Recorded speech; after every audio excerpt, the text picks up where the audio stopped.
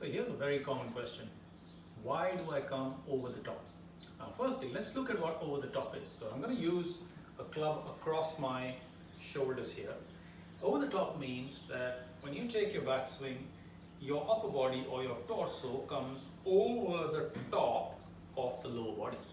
In a good golf swing, when you turn, it's your lower body that starts and the upper body always stays behind that. So if I look at my belt buckle and my button on the shirt here, the belt buckle is my center of gravity, the button on my shirt here is the center of rotation here. Now, what I want is the belt buckle always leads in the downswing and the button on my shirt always stays behind. So that's always ahead, that's always a little bit behind. And then finally they catch up in the follow through.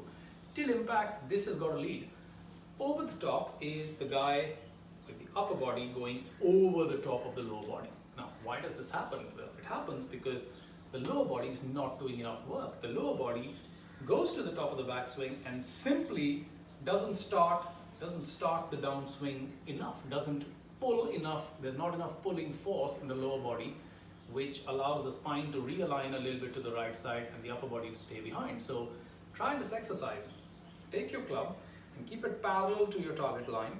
Now, as you turn back, try and keep the club here and try and start opening up your lower body. And you can see, as long as my club stays this side of the target line, and the hip is the other side of the target line, I've created a separation, I've created a gap between the lower and upper body. The over the top person is the guy who comes here and then the upper body goes over and the club is aiming now this side of the target line and the hip hasn't done enough work. Ideally, we want to go back, the hip needs to start, and then finally the chest needs to catch up there.